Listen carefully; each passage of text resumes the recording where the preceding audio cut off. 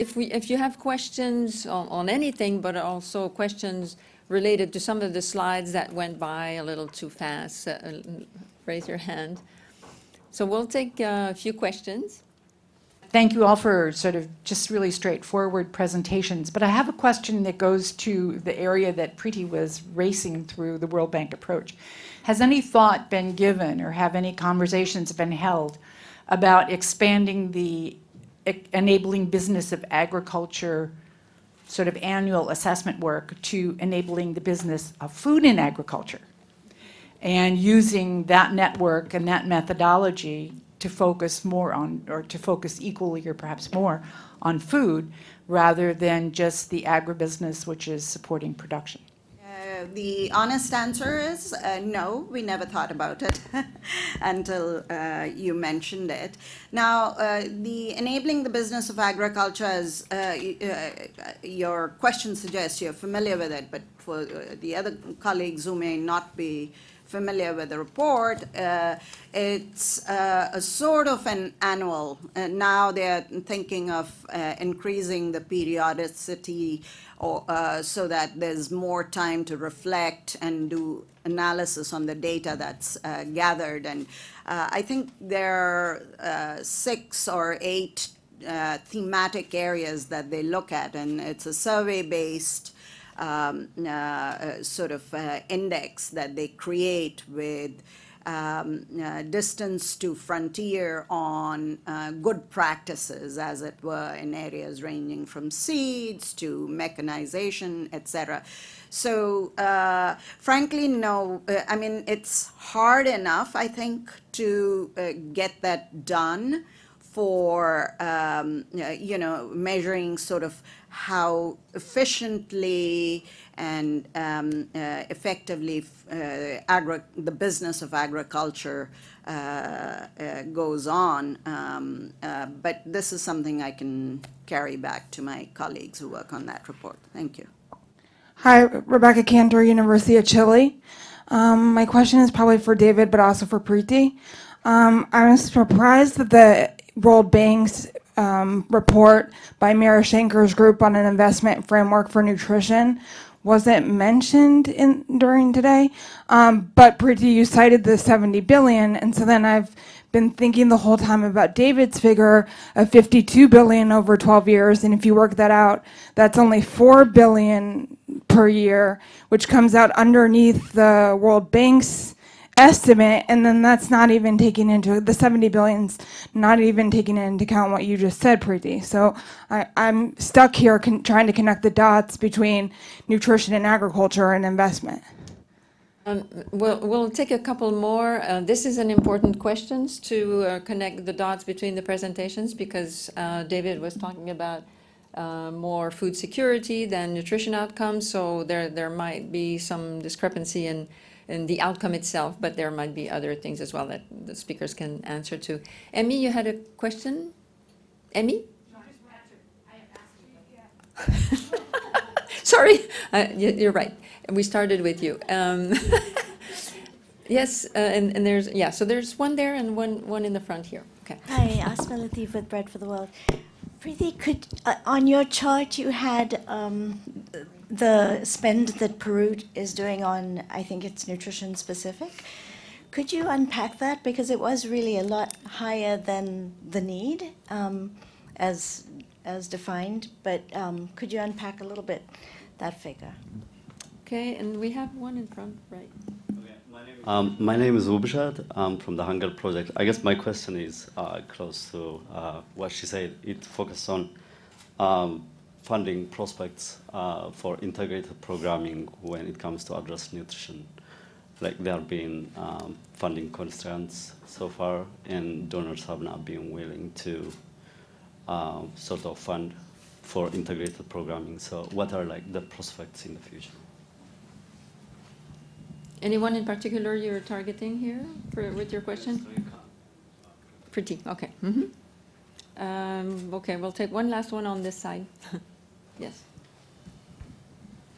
I'm Rima Balasundram. I'm struggling to work on linking agriculture with nutrition and health. I'm just back from Myanmar.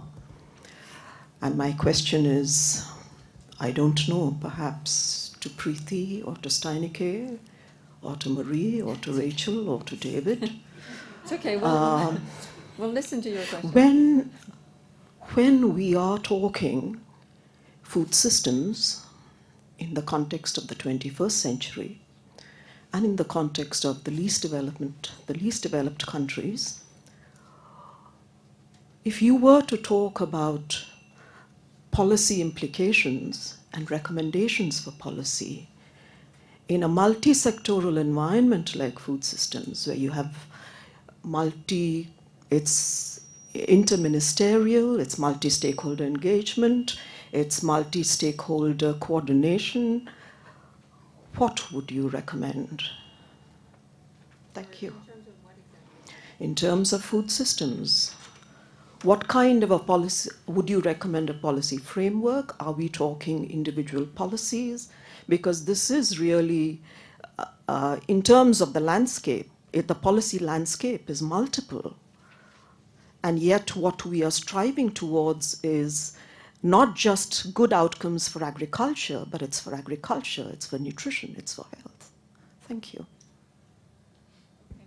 Let's answer this group of questions. I think, Preeti, you might want to start. You have a few. Okay. Preeti, yes. Sorry.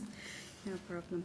So my apologies if I didn't mention Meera Shekhar by name, but the 70 billion for the decade through 2025 figure is drawn from the framework for investment in nutrition. And what I did mention was that it was a joint effort between the World Bank, 1,000 Days, and Results for Development Initiative. So it's not just a work that was done by us alone. It was in partnership with some other agencies. So then there was a question on the Peru spend on nutrition. It's a very good question. I don't think we have the actual breakdown of why, they sort of estimated their costs for investing in various nutritional targets at a certain level, and the actual budget allocation is much higher. So between Guatemala and Peru is, of course, a huge outlier in that regard. But your question has provoked a curiosity, and I'll try to find the time to dig into it a bit more. The interesting question to examine further will be whether these allocations actually materialized, and or they are translating into real actions on the ground. So, but thank you for raising that. There was a question on integrated programming, whether how can we move towards integrated programming, if I understand your question. I think the question was on funding for those. Funding. Mm-hmm. So, okay, funding prospects. So definitely at the bank now, because of, capital constraints, absorption issues in many of our client countries, and the fact that, these things cannot be looked in silos, things hang together in the real world. So if you increase productivity, if you increase incomes, if you increase education, provide clean water, right? So we are all understanding now that these things are multidimensional and we need to work together. So definitely at the bank, for a variety of reasons, we are coming together more and more. So nutrition, initially the division was population health and nutrition. That was the bank division that was just thinking about nutrition. And now, over the last several years, right, agriculture and many other sectors are starting to think about what can we do better, right? How do we look at each one of our projects, identify the gaps where things can be done, realistic action can be taken, and directly or indirectly, how do we attack the root of the problem? So definitely your question is very well taken. Did you want to take, yeah. Yes, I want. First, a clarification. All the figures I have on my slides were annual expenditure. So when we say we want to end hunger, we said during 15 years, FAO, by ending hunger and poverty, say we need to spend basically 300 billion. And in the most optimistic target here about just ending caloric hunger, we still need to spend at least 11 billion every year with better targeting. And of course, unlocking some private investment. So we are at a scale that is quite different from the investment in nutrition report by the World Bank and R4D, that, as you say, it's 70 billion by 2025 for some targets. So I didn't include the report itself in my presentation because it addressed a totally different question, basically sub-targets of the nutrition agenda where we are going to basically cut the gap by half by 2025, with some assumption also about how the country will pay for it. So this is not the total cost, but just a sub-part of the cost. So the question was different, the method is different, and the coverage is different. And at the end, you get a very small price tag. So for me, sometimes I'm uncomfortable when we start to say, okay, we are going to solve this problem for 7 billion a year. No, we are not going to solve the problem for 7 billion a year. Of course, for advocacy, it helps. But you see, just for caloric hunger, we are talking about a much higher scale. And also a big difference between the two kinds of approaches. When we look at this hunger issue, we have a lot of intervention in the field of agriculture that will be sustainable in the way that they increase income of poor people. So after the first wave of public investment, you don't need them. If you look at the investment for nutrition R4D, it's basically a downstream intervention. So it's pill, it's scaling up nutrition. That is not going to generate income maybe before the next generation and so on. So also the time dimension we have to be careful about. But yes, I will just conclude on this caloric aspect that for nutrition people is a kind of crime and the diet. But for me, say that we still have 800 million people that doesn't have energy intakes. And we need to do something for them, and it will be costly. So of course, I totally agree with the whole diet approach. But there is still this basic step to make, and we shouldn't neglect them with the problem of the plentiful that we have in other parts of the world. And on your point about the calories, another thing that's important is that the scaling up nutrition is really about interventions for women and young children. And improving calories is not going to do very much for the young child. It will help underweight mothers. But so it's really not a win-win solution where, oh, if you deal with calories, you're fine with this budget and you'll improve nutrition as a result. I know I'm just clarifying this point. And I don't know if you wanted to answer the question about policy environment. I think, thank you, is it Rima? The question, what should we do, is a big question. Let me sort of start as a general principle. I think we need to know where we want to get. I think that's sort of the first point. And really a lot of the work that I was talking about, which first was on, what are the indicators for a healthy food system? What should we be looking at to know how far away from the target we are and whether we're going forwards or backwards?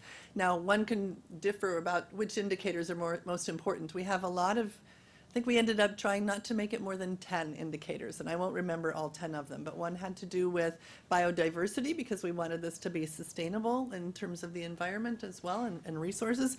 We had child obesity as one. We had a food diversity indicator, percent of production of non-staple crops. So there was a range in food, nutrition, and health that were part of our, here are the set of indicators we would suggest would be sort of the first set to look at. So that's kind of where you want to end up, is being in the right place there. So how do you get there? Well, of course, it depends on the context and it depends on where you're starting, but we were trying to sort of identify some pathways. I would say, again, as a researcher, you know, one of the things we need is better consumption tracking. We don't know enough about what people are consuming that doesn't come from the farm. And particularly, obviously, the biggest problems and the fastest growing problems are in the area of packaged processed products, hard to say, and the empty calories, if you will. That is a huge concern. So there are things we can do to better measure that and to understand how to change people's consumption patterns. We have to look at the supply side as well as the demand side. So those are a few things I would suggest about, you know, what should we do. It's obviously complex. I would say the SDGs certainly give us the impetus and the need to look across systems, and that we want to be measuring common things across those systems, or at least understanding how the things that we're measuring for the food sector relate to what we're measuring for nutrition and for health. So, that's it. Okay, we will take questions on this side now. Rob had his hand up. There's another one here and there. Okay. Yes, Rob Vos, IFPRI, and thanks to the panel for interesting presentations, but I can imagine some people also be left a bit confused with all the big numbers being presented. And I would say that may also be a risk that we think it's all incremental, right? So we talk about new investments, public investments, and Rachel was talking about everything is an investment, right? Even if it's another policy measure, right? So maybe it's terminology as well. But so it's not like, I hope you're trying to say, if we collect 11 billion or 265 billion in cash every year, then we can solve these problems, right? So it's about changing the system, right? Because in the end of the day, the world produces enough food to feed everybody. The question is how it's distributed. So I think the next level, you started talking about, but I'd like to challenge you a little bit more on that. What specifically should we be doing? So if we take Preeti's point about the 675 billion spent every year on agricultural subsidies. First, what would happen if we eliminate all those subsidies, as some people would like to see, because it's less distorting to agriculture markets and so on. And then how would you exactly reallocate that money if given the chance? So let me just challenge you a little bit more. What would be our priorities to use that funds, spend it, or would it be enough, for argument's sake, to get rid of those incentives, and then hopefully they will be better placed for making the changes we need?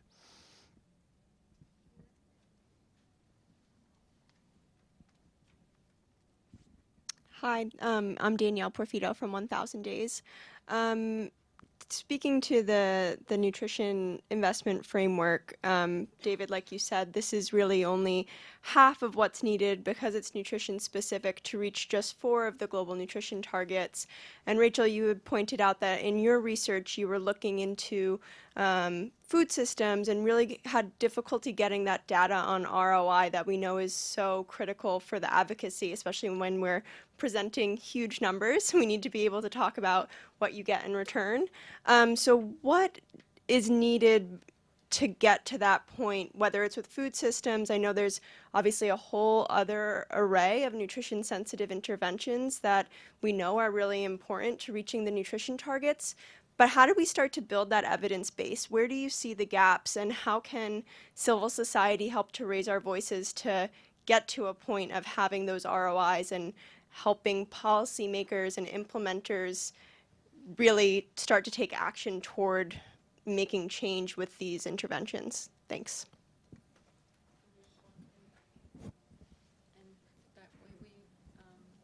We will stop here after that and just have a quick answer. And I thought we were in, oh yeah, we're in the concluding comments. Hi there. We've got a couple questions from the online feed. The first comes from Robert, and he asks, what are specific high-level nutrition-sensitive agriculture approaches? And the second question is from Marion. How do you estimate an investment on nutrition from an agriculture intervention such as food productivity and diversity? Okay, so who wants to start? Rachel, I think some questions were for you again. Sure, I'll start with trying to address Rob's question. You know, you said at the end we produce enough food, and we know that. We've known that for a long time. It's how it's distributed. I would say yes, only partially. Sure, that's a big problem. But it's also what food is being produced. And so, you know, those who've been in agriculture for a long time in ag policy, you know, it's very well understood that we have enough food. It's just, you know, parts of the world don't have enough. But really, we have way too much of some kinds of food. And we know that too. We have, in most parts of the world, we're subsidizing maize, and that is going into products that lead to poor health. So we have to really take a look at, you know, what are the incentives for producing the right stuff? There have been a number of papers published, I've been on some of them, that show that we don't have enough fruits and vegetables. That's the easy thing to talk about, so I'll talk about that because we don't have much time. We don't have enough fruits and vegetables in most countries in the world. I mean, really, it's very easy to look at. It's been quantified. We know that fruits and vegetables, and, you know, GBD work tells us that it's like the top of the list, that practically the top of the list that we need to be able to produce and supply and make affordable more of that. We know how to do that, but that's not where agricultural investments are going. So how do we put those things together? I mean, it's a big discussion, but I don't think this is rocket science. I think that there are things in the way that we ought to be identifying more clearly, and the advocates, you know, ought to be really pushing in the directions that we know we need to go. So it's a little frustrating. The question about how do we get the ROIs. So, you know, I think that's absolutely right. And in health and in the work that I'm doing on non-communicable diseases and tobacco risk factors and so on, every government wants that ROI. And that's the work we're doing. That's being funded. It's also not rocket science. You have to have some numbers to start with, though. And we struggle a little bit, but we get those numbers and we pull them out. And, you know, as I mentioned already, you know, I spent quite a bit of time knocking on doors trying to at least get a start. Doing the accounting isn't so hard. We're doing modeling for the double burden of disease Lancet paper, and, you know, very interesting. There's one study of all the studies on the economic costs of malnutrition. There's one that addresses double burden, and what it does is it takes the economic costs of undernutrition and the economic costs of overweight and obesity and adds them together. That's not really the economic measure of the double burden of malnutrition. So we've got a ways to go on data and on modeling, and it's not that we can't do it, but the way it seems to me, sort of coming back and looking at where things are after being in a different world for a while, they don't seem to have advanced very far for reasons that I think we probably all understand too. A couple of comments. First, I think that, yes, we have to look at different figures on the slides. And at the end is why we want to have these figures, what they are really useful for. Clearly, there is an advocacy case. So people in advocacy want figures that are not too small but not too big in order to make a case. And of course, our models give the result they give, so that's always attention. But also, as Rob said, it's thing that, of course, we are asking for more money. Obviously, we will need more.